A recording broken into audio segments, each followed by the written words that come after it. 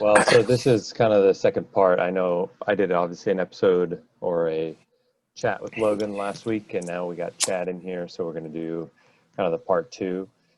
Yep. Uh, Logan and I, without intention, spent the entire time talking about kind of like full body training splits versus hmm having like an upper lower or push pull legs or whatever other organization of training people use, um, which I felt like was a good conversation. What do you think about full body splits? That's an interesting thought. Of course, coming uh, predominantly most of my training career, I would say like 75% of my life, I did, a bro-ish split, if you Yeah. will. Back day, chest day, leg day. Like I got into bodybuilding like in my teenage years, and that like ruled out most of my training for the longest time. So I was definitely one of those guys that like, if I hit legs one day, I would not hit legs again for at least like 72 hours. But I would also do just this exponential amount of volume for those legs. So it kind of made sense to me at the time that it's like, all right, if I hit legs so hard that I can barely walk, then I probably shouldn't hit legs again for a couple of days. But now, as a strength athlete, for a majority of my training, I find that my body recovers better when I hit whole body routines. My body tends to handle the intensity a little bit better when it's just more evenly spread out. Um, I would definitely, if I was coaching someone and they were asking me which is better suited for them, I think it would come down to training history and then goals. So if I have an athlete who's, let's say, never trained a day in his life, then I would probably break things up, I think, a little bit, where it would give him a little more time to focus on the skill in which he, like, let's say it is lower body, maybe give him a little more time on his lower body days. And then as he continues to progress, maybe work him up to whole body. Um, that would be my initial thought, just as far as like cognitive ability. If I'm constantly giving him so many different variations, it might be a bit overwhelming. But that's kind of my initial thoughts. Um, but again, it would go back to their goals. If I've got an athlete who says, hey, my number one goal is getting stronger, well, it's like, okay, then we don't need to do calf raises. We really don't need to do uh, isolated knee extension. It's not absolutely necessary. Is it helpful? Maybe. If we got time, maybe we'll get to some bicep curls. But for the most part, we're going to do compound lifts. And as we know, any compound action is almost an entire body exercise anyway. If you're doing a bench press with good leg drive, good, spinal erector, flexion, getting a good arch and stability, it's like your entire body is working together. So it's like, how do we ever get past the idea that, hey, this exercise is only for the bicep or only for the chest? It's like, is it really only for that? Potentially, you know? Yeah, I mean, I feel like that's actually a good. There's 2 points there that I feel like were things that I hadn't considered quite as much. One of them being um, the kind of technique component when you have someone who is newer into training and maybe you have a set of cues or a set of things that you want them to keep in mind for like a squat pattern or a hinge pattern. And maybe you want a larger bolus of that practice in one session where they're going to squat and then maybe they'll whatever box squat and then they will leg press, and throughout each of those things they're have kind of the same general cues in terms of keeping their knees in a certain position or Mm-hmm.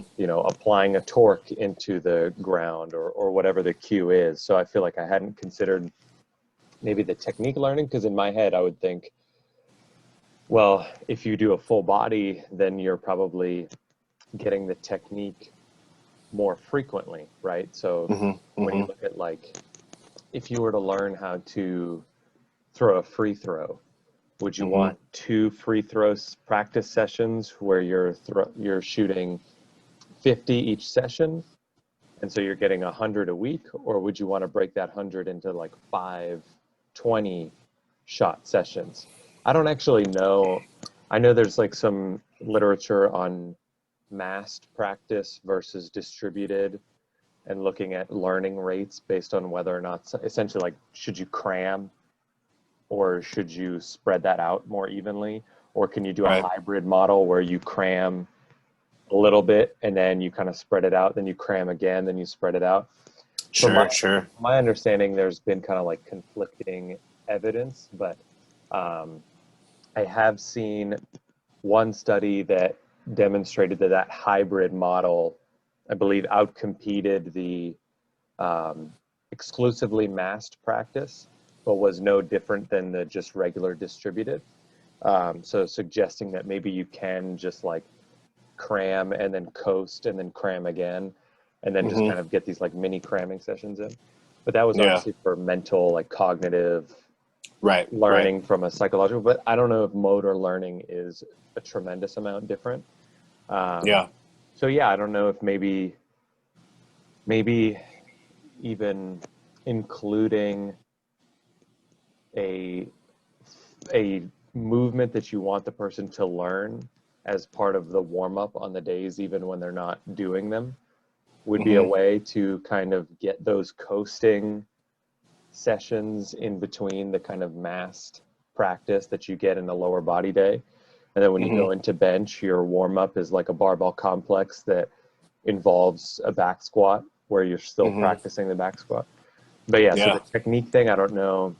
I think that that's an interesting point. And then the other point that you made that I think was equally as interesting and very fair is like, yeah, I don't know if I think that in a lot of cases, dichotomizing whether something is upper body or lower body or shoulders or triceps is probably just not necessary. And, I mean, even the movements that, like you said, you don't necessarily consider as being compound or as being both lower and upper body really are. Like a deadlift will obviously train your hamstrings, your glutes, your spinal erectors, but then, I mean, you are training your traps. You're probably getting a decent amount of delt activation. You're obviously training your forearms.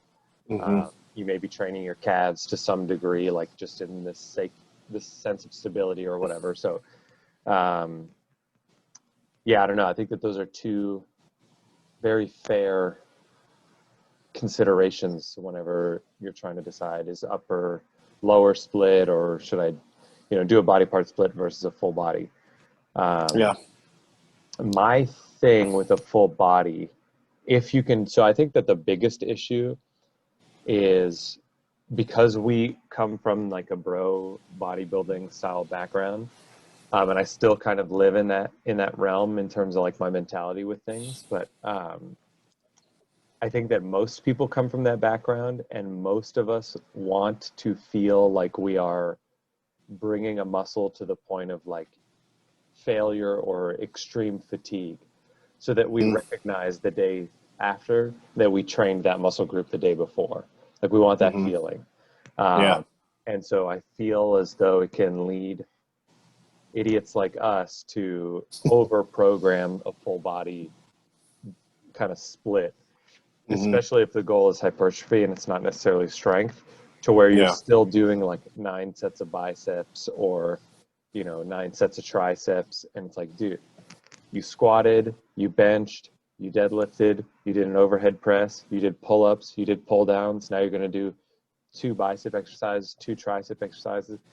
Because for me, I'm like, to just bench and then not do like some flies or not do something to Hmm. get like more of a pump there, Yeah. uh, feels illegal. And it, that's where I think that people will run into issues just with super high volume, super high frequency, and then they're just running themselves into the ground, right? Oh, totally.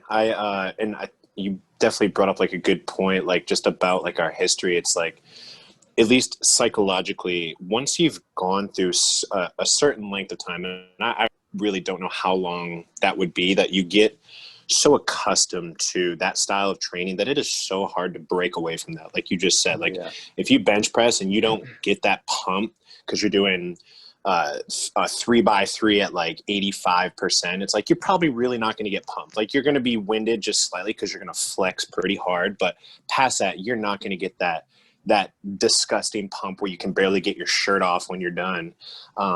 Once you've gotten accustomed to that, it is so hard to break away from that urge, or that like, hey, if I didn't do that, if I didn't get that sensation, I didn't make progress. You know, we see it here at TriFit with like ex-CrossFitters, experienced powerlifters. Like if they come, or when I say experienced powerlifters, like I'm thinking guys that came from like a conjugate style of training. So, you know, with CrossFit, their volume and their in like level of like endurance training, they want the heart-wrenching, like, hey, this is going to be a 15-minute AMRAP and you're just going to die.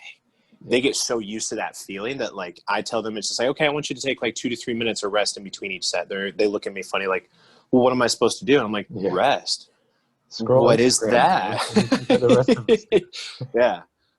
Or if I get someone who came from like a conjugate background, it's like they are so used to these like 80 to sometimes 120%, you know, one max lifting all the time, you know, with accommodating resistance, they're able to sneak in 120 at the top or something. But you know, these guys are, what do you mean I'm only going to be doing 60% today? And why would I do like 8 to 12 reps? Like that seems silly. Like, why would I even do that? Like, why are we not going heavier? Can I just sneak in? No, man, like we're going to stay in a certain training zone. Like we'll eventually get to heavier weight, blah, blah. But it is so hard to break away from certain cycles. But I think that's important. I think it's important no matter what kind of ideology you follow or what background you have. If your goals are shifting, then your training methods also need to shift along with it. So be open to suggesting that it's like, well, maybe my previous training wasn't necessarily the most optimal for me at that time. I actually had a girl ask me a question yesterday, and I'd love to talk about this with you and Logan at some point. And she brought up the fact that she did used to train conjugate. She felt like she was making PRs pretty much daily. Now, a little history about her time frame in which she did conjugate method was very, very short, probably less than a year. So she did feel like she was making these rapid progress. But then in my mind, I'm thinking, I was like, well, yeah, when you do conjugate, you're basically working up to 1 rep maxes, heavy singles every day. You know, it's just like, it's a big part of their training. And then they have their like speed work day. And that's kind of how they balance the two. They shift back and forth. And it's like, well, in my mind, it's like, okay, you probably were making progress, but you didn't do conjugate almost long enough to see the downfalls of it. When you are going that heavy all the time, especially as a small, I mean, she is petite. She's like 130 pounds of just muscle. It's like, eventually you're probably going to hit this plateau. You're going to hit this, you know, just straight up stop sign of, okay, I'm not making any more progress anymore. I hear it from a lot of people with that background. You know, they made a shit ton of progress at the beginning, and then it all kind of slowed down to an abrupt stop. Yeah. You know? Yeah. And I feel like the interesting thing whenever you look at conjugate, and I had that experience too when I ran conjugate years and years ago. And part of the thing that I don't think that people consider, so like someone comes up and they say, hey, I made a lot of progress on conjugate. And then I'm like, okay, what were you doing before? It's like, well, before I was just kind of like going in, and sometimes I would hit a 4 sets of 5, and then other times I would do this. And they lay out like a pretty lackluster, inconsistent program that they clearly weren't super bought into. And then they found this conjugate thing that they felt very confident was going to bring them really great results. So now they started walking to the gym with a purpose of like, hey, I'm going to focus on my technique. I'm going to bring my, you know, gummy bears or whatever to make sure I have carbs and I feel good. I'm going to bring Yeah. workout. I'm going to sleep well. I'm going to eat well. And you're doing Yeah. all other behaviors that support your training because you have bought into that program, and the results of the program that you get seem to be great, but it's really just because you finally found something that you would consistently adhere to and enjoy, such that you put the effort in on all the other levels and the other things that you weren't doing before because you didn't necessarily have a program that you bought into. So like when Yeah. I started Conjugate, prior to that, I was training kind of more bodybuilding, but still strength training style. But I didn't have I didn't walk into the gym with the goal of like getting my squat stronger by any means necessary. Yeah. And as soon as I started Conjugate, I started YouTubing more videos on technique.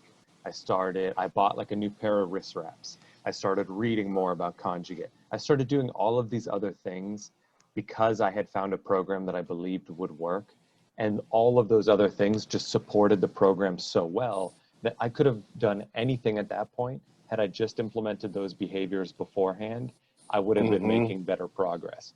So Yeah. sometimes on that end, I'm like, if you started a new thing that got you really excited, you were probably just more committed to the process than you had been prior. And that commitment is what gave you the perception, or gave you truly the increase in results or the quicker progress than you would have gotten otherwise. And it's not necessarily because the program was magical, it's just because you finally went in with a purpose, and that's what like brought you that progress. So that's what I think of as soon as people say like, oh well, this program worked really well for me. And I'm like, I don't know, did you believe in it more than other things? Like, did you have more of a sense of purpose? Did you stick to it better? Did you sleep better? That's what I think of whenever I hear people give me that feedback. That's an excellent point, and I don't think I quite looked at it the same, but you're absolutely right. Like, uh, almost like giving people structure, especially if they didn't have structure. You know, with bodybuilding, it's like rarely did I actually follow a true program with some sort of templated like progression method of any kind. Mm-hmm. It was just, hey, go in and just destroy quads today, you know, just like squats, and then I'm going to do leg press and then leg extension until I can't walk, and then I'm going to do more squats, you know, some sort of like lighter squat variation. But there was barely any tracking. There was no kind of end goal, like, okay, I'm working up to this. Whereas strength training typically should have some sort of kind of progression method. The volume maybe tapers, the intensity rises, yada yada. But you're absolutely right. Having structure, and then some sort of kind of like end date where things are going to change or fluctuate, wave in different ways, does make a huge difference. Um, I think you're absolutely right, because I mean, I started strength and conditioning more specifically in the past like 4 years, but it's like prior to that, it's like I recorded my training, I wrote it down sometimes, I put in a template occasionally, Right. but I changed it up all the time. You know, Yeah. it was Yeah, never the same exactly. thing twice, you know? Yeah. Like, I'm going to hit back today. Maybe I'll start with lat pull downs. Next week, I start with bent over rows.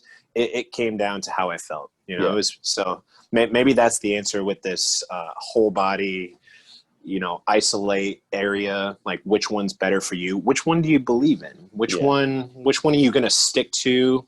And you know, the principles that always matter most: consistency, an increase in intensity or volume over time. Like, are you doing more than when you started? Awesome. Is your body actually keeping up? Great. Because I think some of these training programs that like I'll write, I get a lot of people, oh, I don't think it's quite enough, it's not that hard. What were you following before? Well, I did um, Straykov's you know, powerlifting program, which is like a 6-day a week training program, and it's 4 days of deadlifting, and it's just incredibly intense. I'm like, that sounds really intense. That sounds great. How long did you do that? Well, I was only able to maintain it for about 3 to 4 weeks before my lower back just Mm-hmm. pretty much tapped out. It's like, okay, well, again, that I wouldn't say that program was optimal in any sort, because making an intense or challenging program is not difficult. Yeah. You know, my favorite example of when people say, you know, I want something hard, I want something, it's like, well, writing a hard program as a coach, as a PT, as a personal trainer, it's like, that's not hard. I could say, okay, do 1,000 burpees. That's gonna be fucking hard. It's going to take you forever, and you're going to be spent, but is that actually going to help you make progress? And that, you know, chances are small. So I don't know where, I don't know if there's any right answer to that whole, you know, specific category. It's just like, well, how's the athlete actually adapting? Are they Yeah. making progress? You know? And, you know, I like to write programs that are templated after I meet the athlete, not prior, you know? And so that is difficult. As a physical therapist, that is literally your job. You don't identify things until you meet them, screen them, prescribe and diagnose, analyze information. And that's how, you know, your system works. And then you take that information, you build on it. I try to do the same, the best that I can in here. I definitely try to have, you know, ideas ready so that when someone does walk in the door and they've got that, hey, I'm ready to go. Okay, well, why don't we start with this split? Is it the best for you yet? I don't know. Not necessarily. But I promise you it'll get better if you keep coming and you keep relaying information to me. Let me know how you're feeling, you know?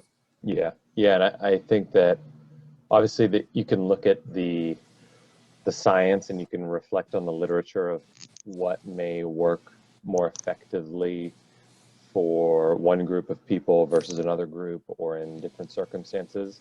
But unfortunately, maybe fortunately, the answer, regardless of whether or not, because when you look at that stuff, right, you're looking at very minor effect sizes for one training methodology versus the other. But the effect sizes of all of the other things that you would do if you were committed to a program are much larger probably than the slight edge to a full body versus a split. And so the answer, like you said, essentially becomes like, which one do you believe in enough to stick to? Because I'd rather you be 100% committed to a bro split than 50% committed to the best program on earth. And so that's kind of what it ends up coming down to. Yeah. So I feel like we got a good second perspective from the other TriFit owner. So now we'll merge these episodes together Awesome. and get kind of the back-to-back conversation on there, which I feel like will be cool to see. And I think we're all pretty much in agreement, so it's just a nice echo chamber for us to live in. But yeah, so if there's anything else that you have to say, feel free. No, man. If Logan said anything that's conflicting with what I say, he's wrong. So that's pretty much it. That's the caveat that it highlighted in all of these episodes. Disagreements should not exist. Yeah. People who are wrong, and then there's I support almost any ideology, methodology, protocols, whatever. If you can back it up with, it definitely helps if you have evidence. That helps. But if you have a sound reasoning to your training, I'm all for it. I'm open to listening. I'm open to suggestions, and not to say that Logan would ever say something I'm like, oh, what? But it's more like, if you have a system, if you have planned method, I could probably get behind it, 9 times out of 10, unless it's just straight asinine. But if it's straight asinine, you're probably going to abandon that methodology eventually anyway. So yeah, and there are just so few basic things that you just need to have in place. And after that, 100%. it becomes pretty close to just semantics. And yeah, I don't know. Anyway, so grasping at straws. Cool, man. Exactly. We'll stop it there. So I appreciate the conversation. Yeah, same, sir. If anyone wants to get in touch with you, how could they do that? Yeah, they can, they can obviously reach out to the TriFit page. It's at TriFit Barbell. Or they can contact me on my IG page, which is at Coach Chad. I'm definitely game to just discuss, bring up, whatever. There is nothing I don't want to talk about when it comes to health and fitness. So cool. And if anyone wants to get in touch with me, they can go on Instagram. I think it's maxlepage.dpt. And other than that, we will talk to you all in the next one.